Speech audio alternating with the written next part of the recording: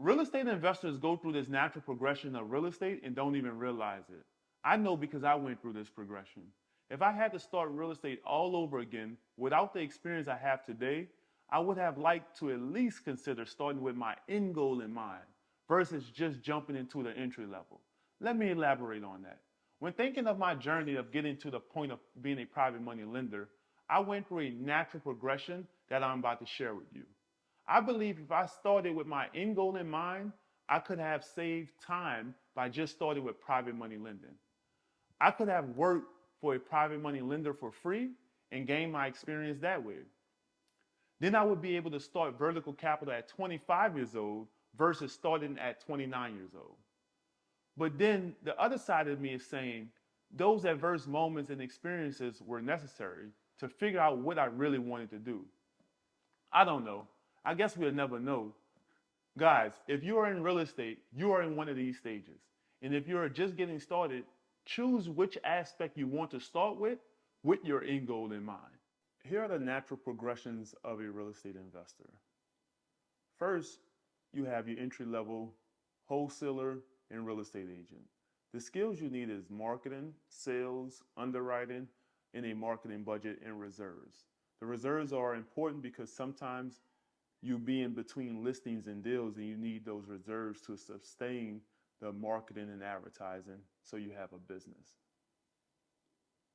Then you have your intermediate level fix and flip investor.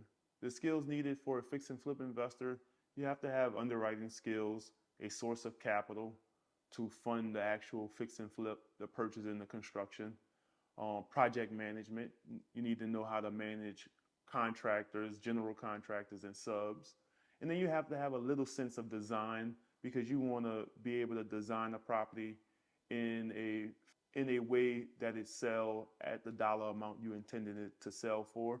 And you need reserves because most of the time when you're fixing and flipping properties, you're going to go over budget.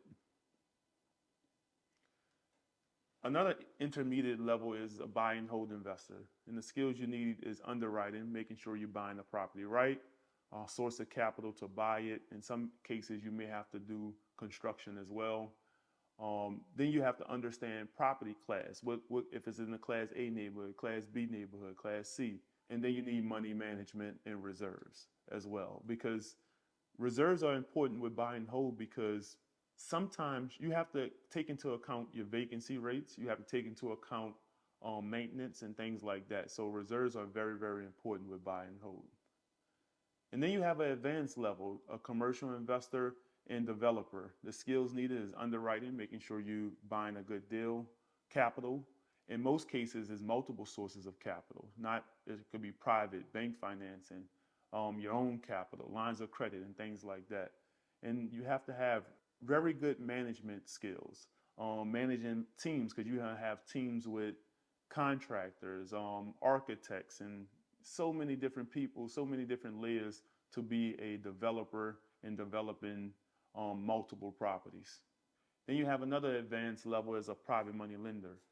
The skills needed is underwriting. And with underwriting, with being a private money lender, you're not only underwriting a deal, you are also underwriting a person. You have to check the person's track record, see if they have history. Some cases you check credit score. So you're not only underwriting the deal, you are underwriting the person as well. And capital, in most cases, is multiple sources of capital. You have capital, your own cash. You have capital from lines of credit, private capital. Some hard money lenders have institutional backed capital. Us at Vertical Capital, we only have our own money and private capital. You have to know how to manage teams because you have, let's just say you have a 10 property portfolio and each phase of the project is at different phases. So we have to know exactly what's going on at each phase of the project. And you have to manage your money management and reserves as well. At the private money lender stage, at this stage, a lot of investors get to this stage by selling their rental portfolios to become private money lenders. Anitra and I, we raised capital and used our own money to get to this level. I can hear you guys now that I don't have access to capital. Yes, access to capital is very important when starting as a commercial investor, developer, or private money lender. This is a hurdle for Anitra and I as well.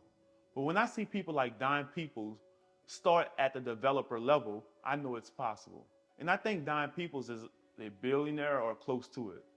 But let's be honest here. I'm a young black man from the South, and my partner is a black woman.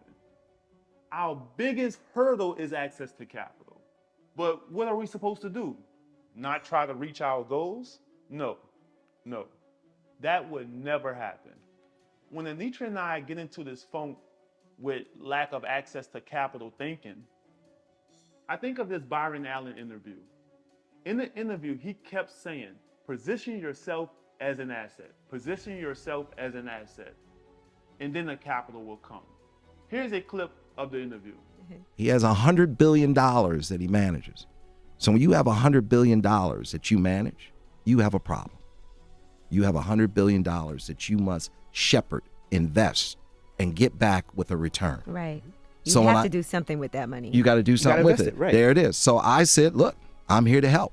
You got $100 billion. I'm here to help you unload some of that, put it somewhere, and get that return. I'm an asset. The way Anitra and I are positioning ourselves as assets is by our track record of success, transparency, doing what we say we're going to do when we say we're going to do it, and creating free content like this to share our knowledge and experience. And to be honest with you guys, I didn't want to do YouTube at first.